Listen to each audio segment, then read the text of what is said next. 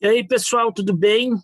Hoje nós temos uma aula bem legal, bem bacana. Eu estou até me rindo aqui, porque eu vou me esforçar o máximo possível para não ser uma aula muito longa, tá, pessoal? Porque o tema é bastante interessante, tem várias ligações para a gente fazer nesse tema ali, e ele está diretamente relacionado com a nossa história, com a nossa história de vida aqui, né? O porquê que nós estamos aqui, e ele vai abrir o caminho para um monte de outras coisas que a gente vai estudar ao longo deste ano, certo? Vamos compartilhar nossa tela.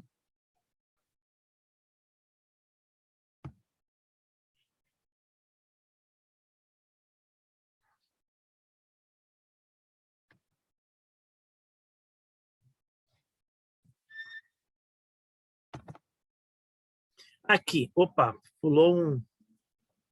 O tema é grandes navegações, tá? Grandes navegações, o que é isso? Então, a gente já está vendo um barquinho ali, esse barquinho vem com velas, e essas velas estão com cruzes, né? Essas cruzes nos lembram aquelas cruzes do uniforme dos templários, lembram lá das cruzadas e tudo mais, né? Então, a gente já sabe que esses caras aqui são cristãos, né? Que grandes navegações são essas? São as grandes navegações que vão trazer os europeus para a América, né? Em que eles vão fazer contato com o continente americano e depois, posteriormente, vão colonizar, e aí vai surgir os países como Brasil, Argentina, Uruguai, né? Os Estados Unidos, México, todos esses países da América aqui, né? Vão surgir a partir desta colonização dos europeus. Mas, para chegar lá e para fazer isso, não foi pouca coisa. E vai ser o primeiro momento na história em que o mundo inteiro vai se interligar, né? Onde as pessoas de todos os continentes vão ter contato umas com as outras. Então, vamos para essa grande experiência, as grandes navegações. Aqui, essa página aqui de apresentação, olha só, vocês já viram essas imagens todas aí, né? E elas são tudo que a gente já trabalhou do começo do ano para cá. E tudo o que aconteceu na Europa, que a gente estudou do começo do ano para cá, vai nos levar a essa experiência das grandes navegações e vai fazer com que os europeus cheguem, então, no continente americano. Mas, mais do que isso, vai interferir na história da humanidade durante todos os séculos, do século XV em diante, né? E vai ser o momento de uma dominação de um continente sobre os outros continentes, né? Sobre a África, a Ásia, a América, a Oceania. Então, vai marcar a ascendência dos europeus sobre todos os outros continentes, tá? O que levou que os europeus conseguissem sair lá da Europa e atravessassem o Oceano Atlântico? Aquele fortalecimento, aquelas mudanças tecnológicas que a gente viu lá, que propiciaram o aumento do comércio, a intensificação da atividade comercial, do desenvolvimento das feiras, o surgimento de uma classe social chamada burguesia, que vai se aproximar dos reis e vai ajudar a fortalecer o poder do rei e diminuir aquele poder dos nobres, né? E com o rei fortalecido, em associação com a burguesia, ele consegue fazer grandes projetos. Também a questão das cruzadas lá, ó, do contato com os muçulmanos, de algumas inovações que os europeus trazem lá do Oriente, da influência dos templários, né? Esses cavaleiros templários, eles vão lá no século XIV, eles vão ser extintos. Eles tiveram uma ascensão muito rápida e muito grande, e tiveram um grande poder dentro da Europa, esta ordem de cavaleiros templários. Mas vai chegar um determinado momento que o rei da França e o papa vigente da época lá vão se estranhar com os templários e vão eliminar, vão extinguir essa ordem de cavaleiros templários, vai banir eles, né? E alguns desses caras vão fugir para Portugal e porque eles tiveram uma relação interessante com Portugal desde a sua formação, desde a formação de Portugal e da formação dos Templários, né? E ali eles vão levar um capital, tanto financeiro como um capital intelectual também, né? O Renascimento, as ideias, aquela coisa da razão, do humanismo, do surgimento da ciência, né? Do despertar da ciência, de um pensamento mais racional, isso também vai contribuir, né? Com um apoio teórico e técnico para que se faça essa experiência, né? E uma outra coisa que é a Reforma Protestante, e aqui eu vou fazer um parênteses na aula de vocês. Quando eu dei a aula da Reforma Protestante, ficou faltando uma coisa chamada Contra-Reforma. Tá? Se a Reforma Protestante foi aqueles caras que queriam mudar a Igreja Católica e acabaram tendo que abandonar a Igreja Católica e formar outras igrejas, tá? Por outro lado, a Igreja Católica também fez um movimento interno chamado Contra-Reforma. Tá? E neste movimento interno, vai surgir uma das coisas da Contra-Reforma, vai surgir uma ordem religiosa dentro da Igreja Católica, chamada de Companhia de Jesus. Tá? É uma ordem fundada por um cara que tinha sido militar, então ele vai botar um rigor militar, mas diferente de templários e de outros, eles não vão ser militares, eles vão ter um comportamento de disciplina e de hierarquia, mas eles vão trabalhar só com a fé, vão só com obra missionária. Então, eles vão ser padres, né? Que é a Companhia de Jesus. E os padres desta companhia são chamados de jesuítas. Tá? Então, os jesuítas eles são missionários por essência, ou seja, qual é o objetivo da Companhia de Jesus? Expandir a fé católica. Tá?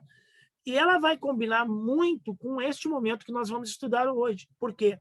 Se na Europa a Igreja Católica está perdendo adeptos, está perdendo fiéis, tem um contingente de pessoas se tornando luterano, contingente de pessoas se tornando puritanos e abandonando e não estão mais submissos à Igreja Católica. A própria Inglaterra inteira tem uma outra igreja que não é a Igreja Católica Romana. Então, a Igreja Católica está precisando de fiéis e de expandir a fé.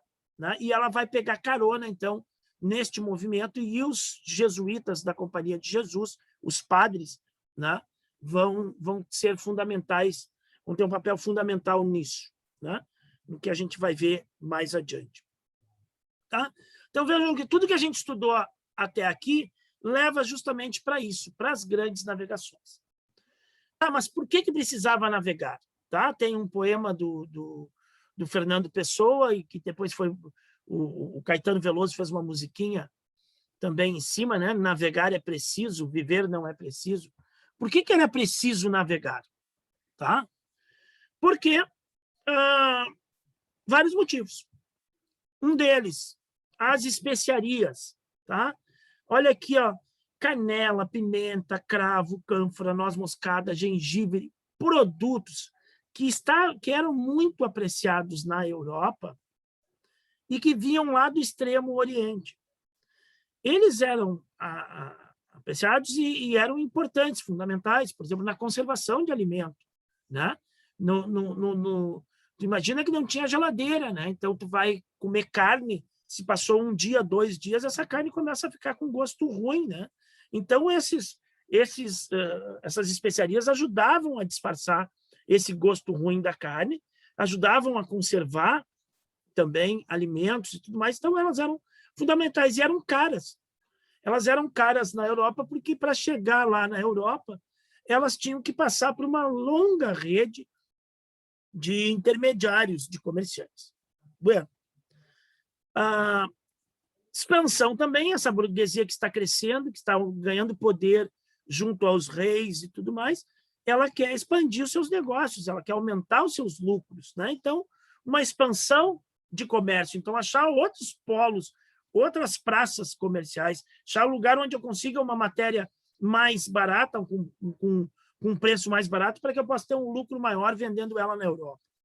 Busca também por metais preciosos, ouro e prata, né? Que é a riqueza diretamente, a expansão da fé católica, como eu já falei, e também a procura de novas terras cultiváveis, novas terras para poder plantar também e produzir alimentos.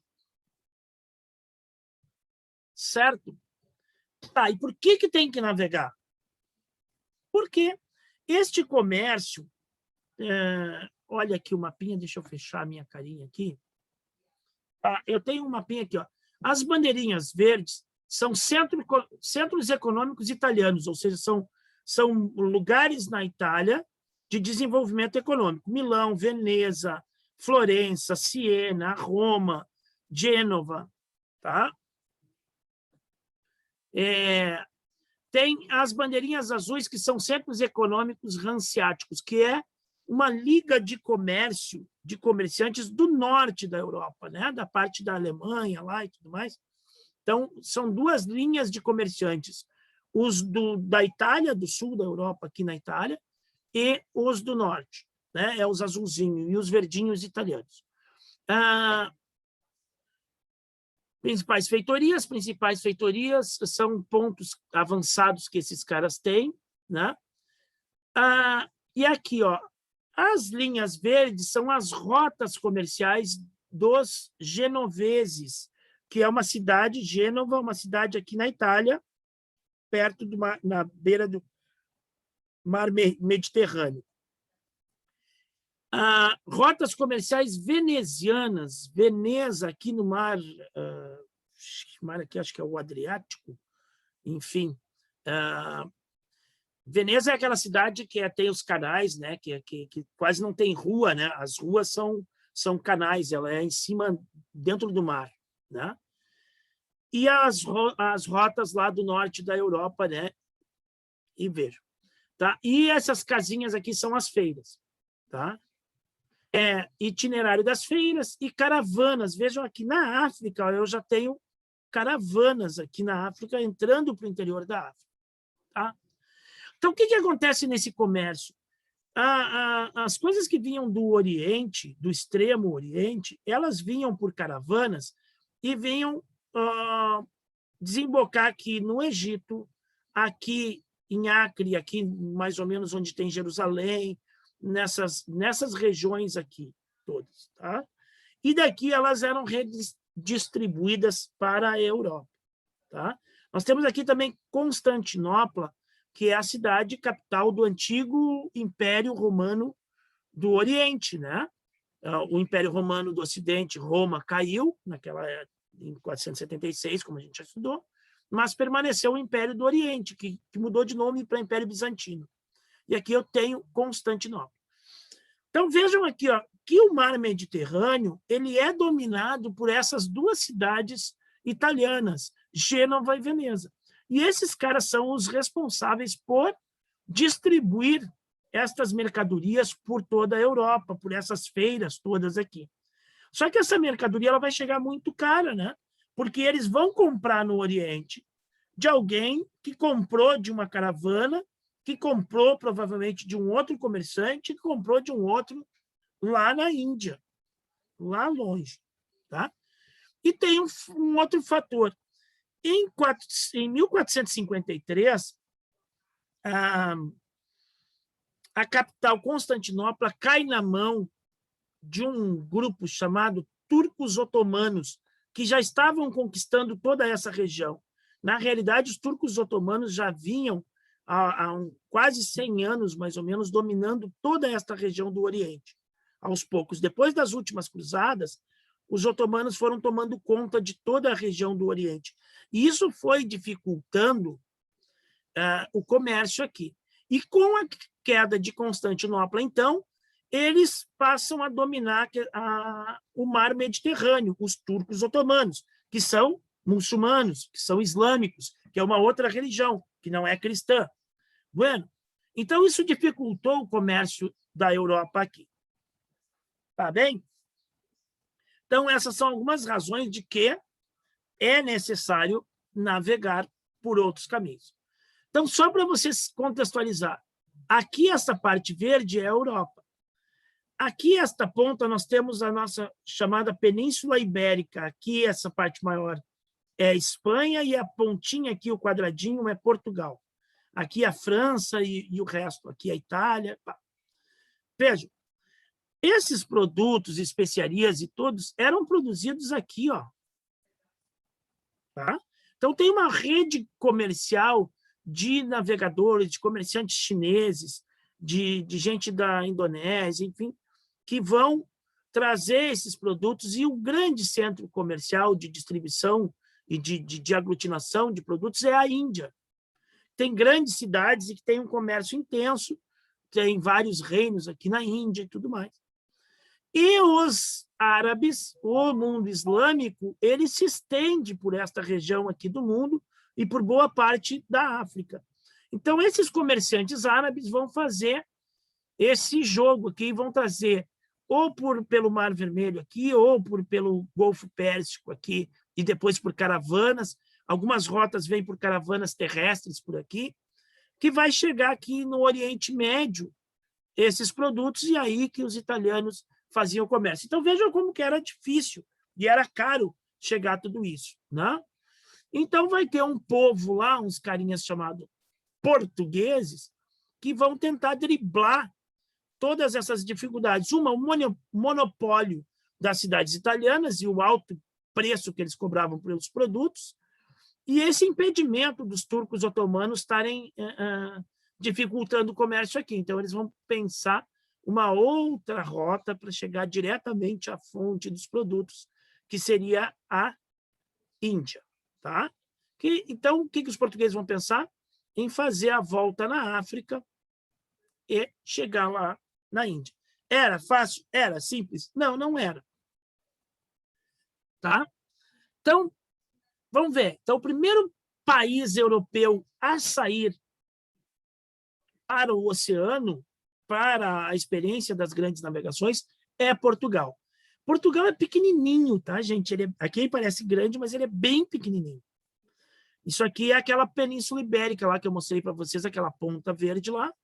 Aqui seria o que a gente conhece por Espanha, e essa parte azulzinha aqui, o Portugal. Tá? Claro que os espanhóis vão estar sempre na cola dos portugueses. Os portugueses dão um passo, os espanhóis vêm logo atrás. Tá bem? Mas os portugueses vão tentar, isso que eu já falei, fazer a volta. Tem uma facilidade. Os portugueses estão de cara para o Oceano Atlântico aqui, ó. E aqui, ó, isso aqui tudo é Oceano Atlântico. O Mediterrâneo começa desta ponta aqui para trás. Tá? Então, aqui tudo é Oceano Atlântico. E os portugueses estão espremidos pela Espanha aqui, de cara para o mar, para o Oceano Atlântico. E há muito tempo eles já navegavam por aqui, mas navegando próximo da costa e indo no máximo até a Inglaterra, ali em cima, a Irlanda, beleza? Então, eles já faziam já tinham um contato grande com o mar. Mas por que Portugal, professor? Por que Portugal? Porque é o seguinte, a gente tem que considerar uns antecedentes históricos. Em 711, lá no comecinho da Idade Média, né? Lá quando estavam aqueles povos germânicos estabelecendo os reinos germânicos na Europa, alguns reinos germânicos dos visigodos foram ocupados pelos árabes muçulmanos que vieram do norte da África, que vieram pelo norte da África, e ocuparam a Península Ibérica, quase toda a Península Ibérica.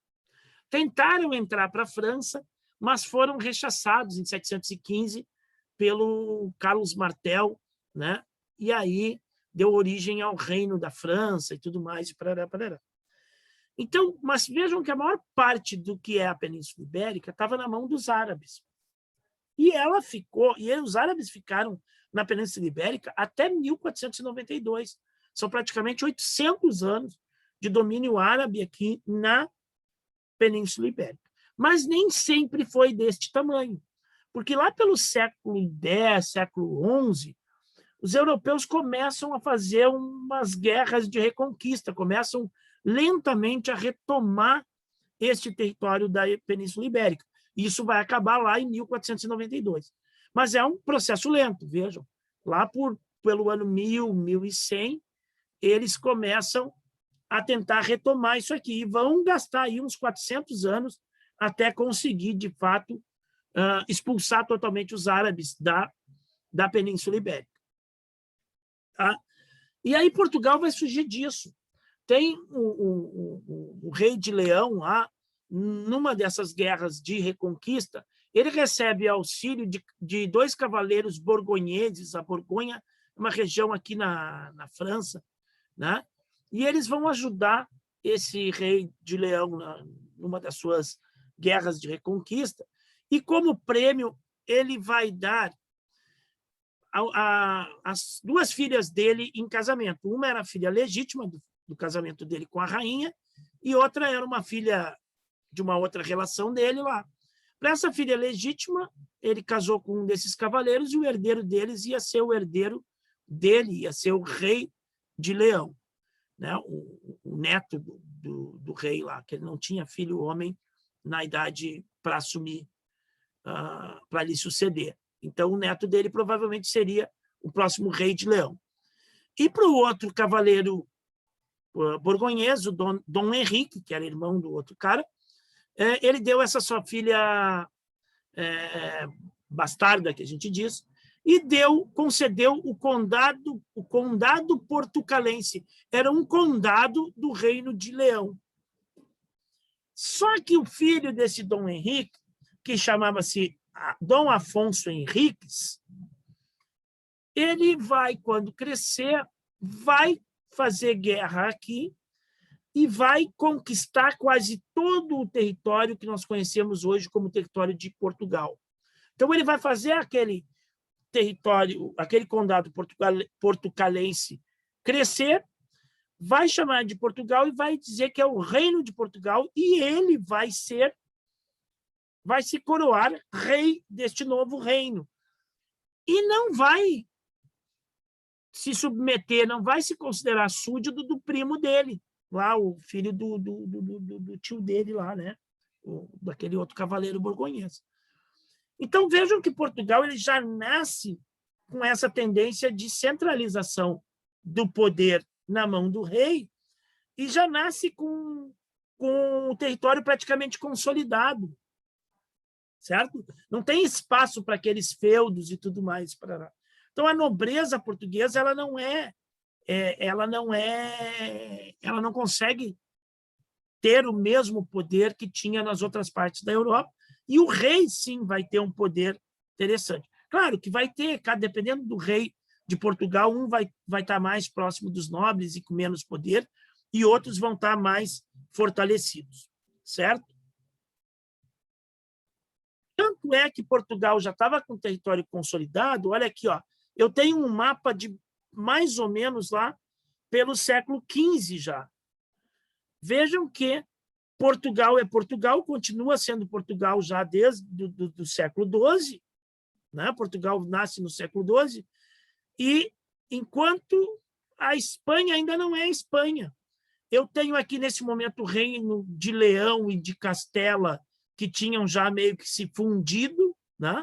Mas eu tenho o Principado das Astúrias lá em cima, eu tenho uma região chamada Galícia, tem o Reino de Leão e de Castela meio juntos, eu tenho algumas outras regiões recém-conquistadas pelo Reino de Castela, eu tenho o Reino de Aragão, eu tenho o Reino de Navarra, tenho o Condado da Catalunha, o Condado de Barcelona, tá? E tenho Valência aqui. Então, vejam que eu tenho várias regiões na Espanha que ainda não estão unificadas, enquanto Portugal já é um território nacional. O Reino de Portugal é ele, e era isso. Problemas para Portugal chegar lá na Índia.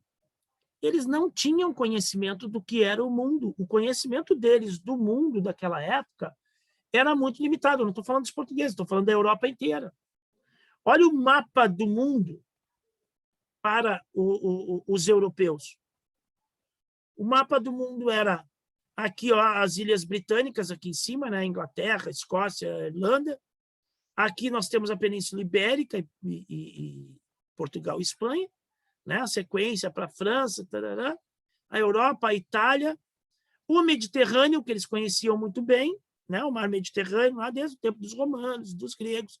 Beleza, Egito, que eles também conheciam, parte do Oriente Médio e tudo mais. A Ásia, Olha, vejam bem que a China quase não aparece, né? A Índia está enorme aqui e a China quase não aparece. Então, eles têm informações de algumas viagens. Teve um cara lá, o Marco Polo, que era um italiano, um veneziano, que ficou 12 anos lá na China, e aí ele trouxe um monte de coisas para a Europa, inovações, e um monte de relatos. Então, eles tinham uma ideia vaga. Olha a África, eles conheciam o norte da África.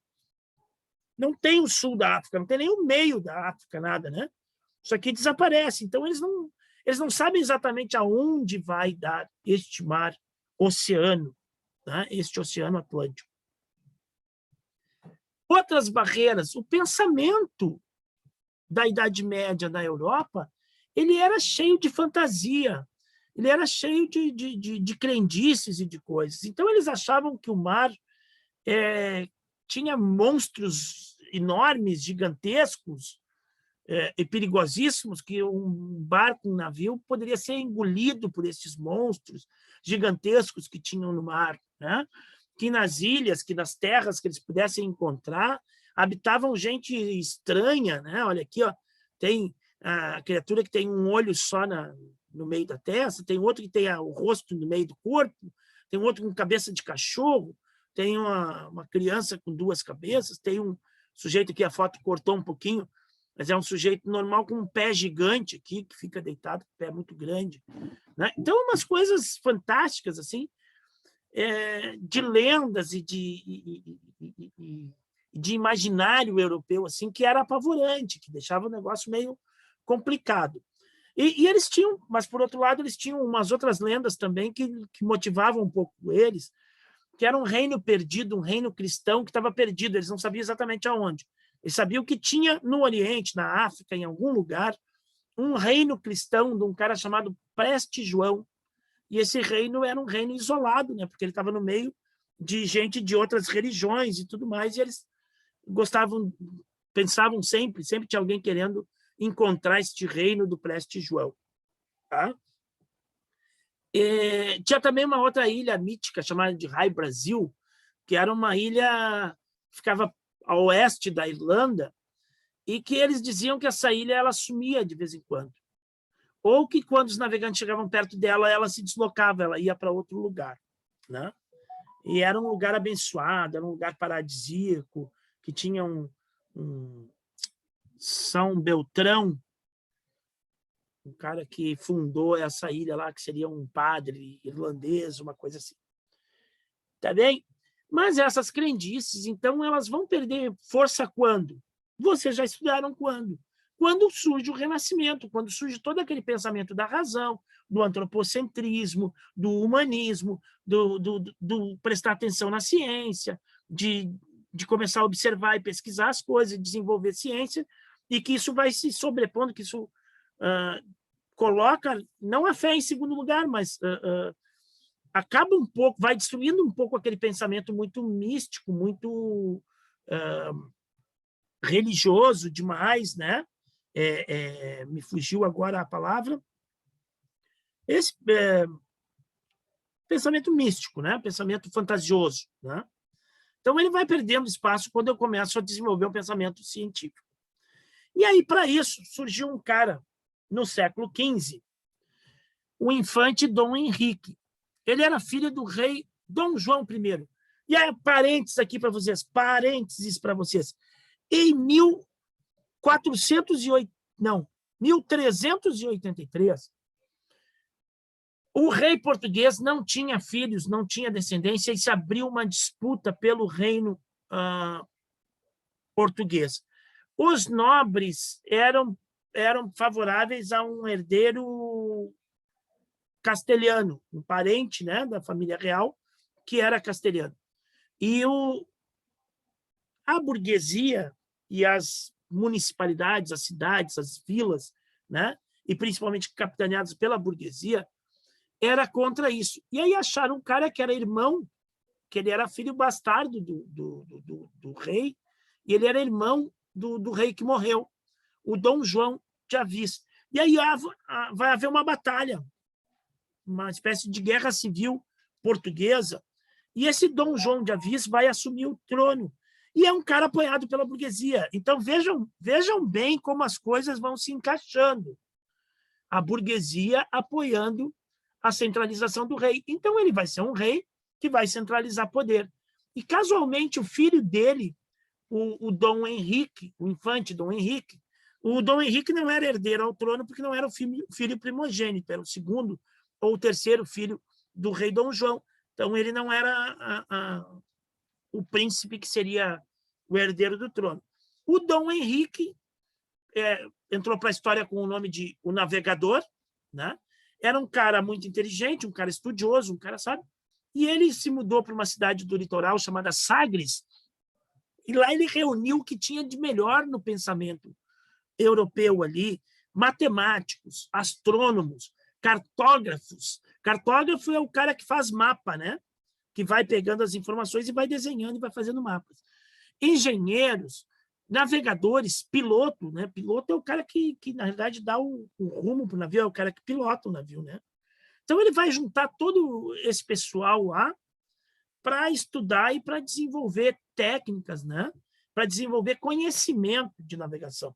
E vejam aqui, ó, essa imagem ela é muito interessante, porque vocês estão vendo ao fundo, está o Dom Henrique conversando com pessoas aqui, né? E ele está com um papel na mão, sinal de que é um estudo, que é um cientista. Aqui do lado dele tem um globo terrestre, e aqui tem pessoas traçando linhas no chão, ou um estudo matemático, muito provavelmente. Os navios ao fundo, e aqui, ó, pairando no fundo da imagem, o globo terrestre. Tá? Isso é para desfazer algumas ilusões. Tem gente que até muito tempo atrás dizia que os portugueses eram burros, que achavam que a Terra era quadrada e que quando chegava lá no fundo, eles iam cair, né, do precipício, que eles achavam que a Terra era plana. Não, os portugueses sabiam exatamente que a Terra era redonda. Depois eu venho nessa história da Terra redonda ou não para vocês. Tá? Então, o Dom Henrique ele vai produzir conhecimento lá na escola de Sagres, né? E esse conhecimento vai levar a alguns desenvolvimentos técnicos. Eles vão ter contato, através dos árabes, principalmente, de instrumentos que eles vão aperfeiçoar, como o astrolábio, por exemplo, que é esse de baixo aqui, ó, que ele marca a posição do Sol, né? E aí tu pode medir ele em graus, em ângulos e tudo mais, e aí tu tem uma noção de posicionamento e de distância percorrida também. E a bússola, que era uma invenção dos chineses, né? Que vocês conhecem muito bem. Bússola é uma agulha magnetizada que vai apontar para o norte, né? Então, ela vai dar a direção. Por que isso é importante, gente? Porque imagina o mar, o oceano. Tu entra no oceano e daqui a pouco tu não tem ponto de referência para nada. Se a gente está andando na cidade, se a gente está andando num campo, por exemplo, a gente tem pontos de referência para onde a gente está indo, porque vai ter uma árvore, porque vai ter um morro, na cidade vai ter um prédio, vai ter um armazém, vai ter um monte de coisas que vão me dar referências que eu sei para que direção eu estou indo. Né? O próprio traçado da rua me dá diferença. Agora, imagina no mar, tu bota um barco no mar e aquilo é azul para todo lado, é azul embaixo, azul em cima do céu, e o céu se encontra com o mar no horizonte, e tu não enxerga mais nada, tu não sabe para que lado tu está indo, se tu está indo reto, se tu está indo mais para a esquerda, mais para a direita, para que lado tu está indo. Então, precisa esses instrumentos de navegação que os portugueses desenvolveram. E os portugueses foram além, e o grande salto tecnológico dos portugueses está nas embarcações que eles vão desenvolver. Então, eles vão pegar experiências e influências de várias povos e tudo mais, e vão adaptando os barcos, os navios, as velas, né? Eles vão trabalhar com as velas e tudo mais, e vão criar barcos à vela, né? O primeiro deles é a caravela, que são barcos resistentes, que têm capacidade de resistir às fortes ondas do Oceano Atlântico, porque ele não é fácil de navegar. Um barco rápido, veloz, um barco fácil de manobrar, de mudar de direção, se for preciso, e um barco, ao mesmo tempo, com uma determinada capacidade de carga. Já que eles estão interessados em fazer comércio, eles têm que ter espaço para trazer mercadoria junto. E depois, dando certo na experiência deles das navegações, eles ampliaram esse navio, né?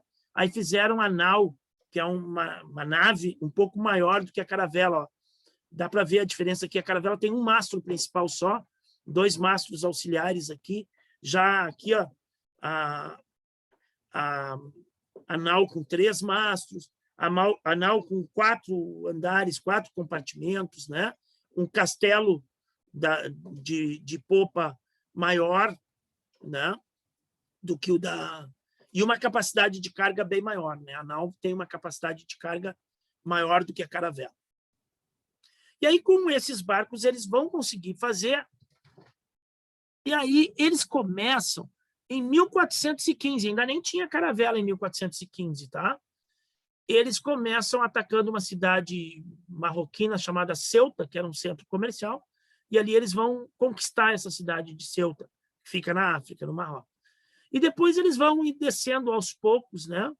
A cada vez, cada navegante vai passando os anos, cada inovação técnica, cada descoberta, cada aprimoramento dos barcos, dos instrumentos de navegação, vai permitindo que novos navegadores cheguem cada vez mais longe. Tem que desenvolver técnicas de navegação também. Tá? Tem uma parte aqui que tem uma calmaria, que não tem vento, que o mar fica parado, então o navio não anda, é muito quente, então, quer dizer, isso aí é complicado. Então, eles têm que desenvolver técnicas, descobrir corrente marítima, enfim. Tá? E eles vão levar, o objetivo deles sempre foi chegar aqui na Índia, né? Então, sair de Portugalzinho, aqui o verdinho, fazer a volta na África e chegar na Índia. Até que eles conseguissem uma viagem que saísse de Portugal e pudesse chegar até a Índia, olha, levou 80 anos mais ou menos, ó, porque é só em 1498 que eles vão chegar na cidade de Calicut, lá na Índia. Tá? Então, vão ter vários navegadores, cada um vai descobrindo uma coisa assim, e claro que nesse tempo todo, eles vão estabelecendo relações comerciais aqui no litoral da África também. Vão descobrindo plantas, vão descobrindo cana-de-açúcar, vão descobrindo um monte de plantas e de coisas e que vão se tornar produtos, mercadorias também, vão ter o contato com os africanos, vão iniciar um projeto de exploração da mão de obra africana. Tá? Então, é um longo caminho, 80 anos para chegar lá, certo? Então, aqui a gente tem... Bartolomeu Dias é o cara que vai virar este cabo aqui, ó, da Boa Esperança, é o cara, ou das Tormentas, que é o cara que vai, primeiro português, a descobrir o final da África, e que aqui faz a volta, deixa de ser Atlântico e passa para o Oceano Índico. Então, é o cara que vai descobrir a passagem, realmente, para poder chegar na Índia, em 1488.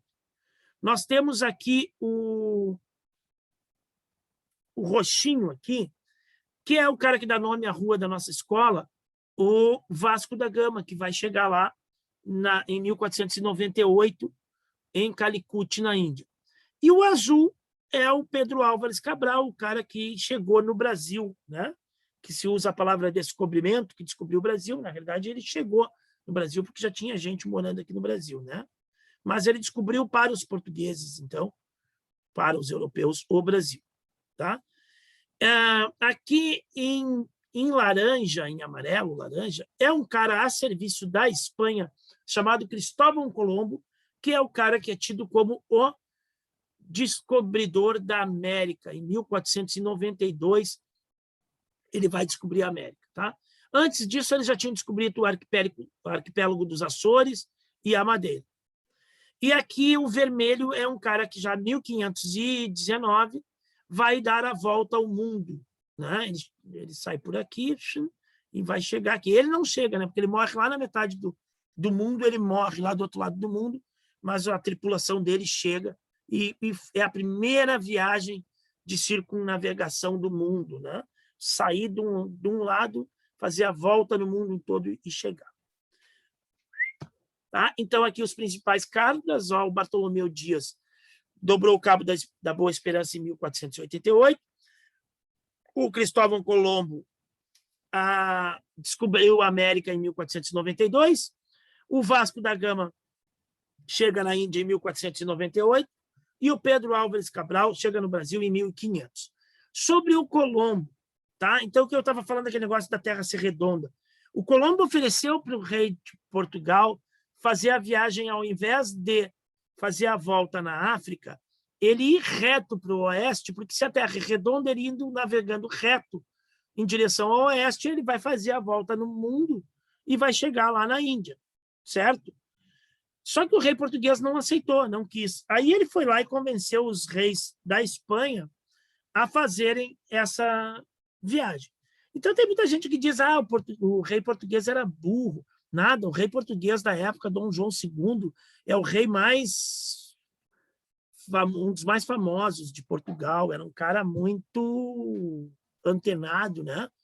E não, ali a gente já viu, né? O tio dele lá, o antepassado dele, tio avô dele, o infante Dom Henrique, já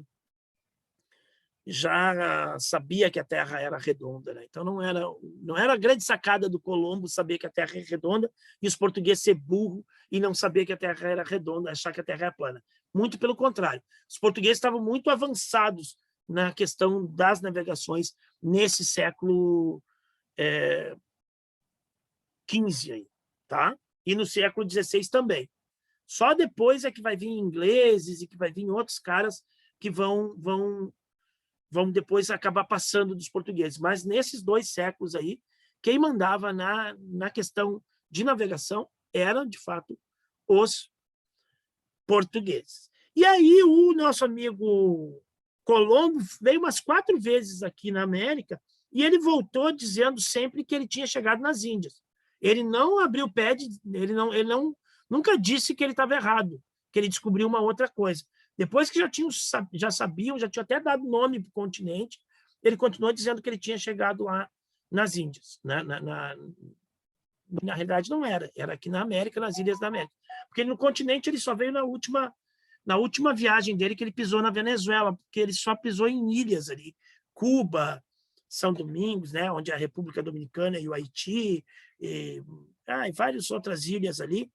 Foi ali que ele ficou, o Colombo. E aí, o que vai acontecer, queridos? Não ficou tão longo, vai acabar. Depois que o Bartolomeu Dias descobre a rota para chegar à Índia, ou seja, consegue fazer esta voltinha aqui, os portugueses guardaram um pouco isso e seguraram a onda. Vejam que ele faz isso em 1488, ele consegue chegar aqui. E só 10 anos depois que o Vasco da Gama vai chegar lá nas Índias. Né? Por quê? Porque tinha essa parada aí dos espanhóis. Era perigoso para os portugueses, de repente, eles chegar de cara na Índia e voltar com os navios abarrotados, como eles vieram, e tiveram um lucro de 600% na viagem, né? Trouxe muita riqueza para eles, e eles poderiam ser atacados pelos espanhóis, né? Então, quando os espanhóis começaram a imaginar essa outra rota de andar reto aqui, aí, em 1494, 2 anos depois do Colombo descobrir essas ilhas aqui da América Central e do Caribe, que é tido como a descoberta da América, aí Portugal e Espanha fecham um acordo que foi julgado, que foi arbitrado pelo Papa, que eles dividem o mundo em 2 metades. Uma metade para a Espanha, a outra metade para Portugal. Certo? E notem que o primeiro acordo, a linha passava por aqui assim, mais ou menos. E aí isso não estava legal para os portugueses. E aí, 1 ano depois, os portugueses fizeram esse acordo aqui, Tratado de Tordesilhas. Tá? É imaginário, tá? Eles não tinham como definir exatamente a posição desta linha, tá? Nem aqui, nem lá, do outro lado do mundo. Isso aqui é o outro lado do mundo, tá? Imagina que isso aqui é uma esfera que está aberta, a gente abriu essa esfera. Se a gente fechar aí lá numa esfera, essa linha ela é contínua, né? Ela faz a volta na bola. Vejam que Portugal ficou com o filé, né? Portugal ficou com o filé. E o que Portugal mais interessava era este Oceano Atlântico aqui dele. E esse é um dos motivos de Portugal vir até o Brasil. Tá? Tinha uma época que se dizia que eles se perderam numa tempestade, aí por acidente acabaram chegando no Brasil. Negativo, negativo, negativo. Eles sabiam exatamente onde estavam vindo e vieram no momento certo. Provavelmente já tinham vindo antes, um naviozinho só, botado o pé aqui, já sabiam tudo, já tinham mapeado, porque tem muitas viagens dos portugueses que eles não contam, que era um naviozinho só que saía para fazer exploração e guardava a informação secreta lá em Portugal. Eles divulgavam as que interessavam a eles divulgar. Foi o caso do Brasil em 1500. E aí, então, a Espanha está fazendo esta rota, está vindo para cá, eles acham essa terra aqui, então isso aqui é deles, as feitorias aqui na África são deles, esse mar é deles, ninguém passa nessa rota e esta rota é deles. Por anos, Portugal teve a Carreira das Índias, que era uma rota de vários navios anualmente fazendo este caminho de Portugal para a Índia, da Índia para Portugal. Levava um ano, mais ou menos, a viagem, quase um ano a viagem, mas era frequente esta rota. Certo, meus queridos, ficou um pouquinho longa, mas é que é complicado falar de tudo isso sem se estender um pouco. Vocês viram como tudo é ligado uma coisa na outra? Tudo que a gente viu tem um sentido que leva a outra coisa? Então, a evolução técnica que faz crescer, surgiu uma nova classe chamada burguesia, o desenvolvimento do comércio, o crescimento dessa classe e o fortalecimento dos reis que andam casados, as mudanças, os encontros, as trocas culturais com outros povos, principalmente com os árabes, né? As mudanças internas, políticas, sociais, econômicas, todas, que vão levar, né? E vão levar que os portugueses sejam os pioneiros a fazer isso. E vão fazer com que eles descubram um novo mundo.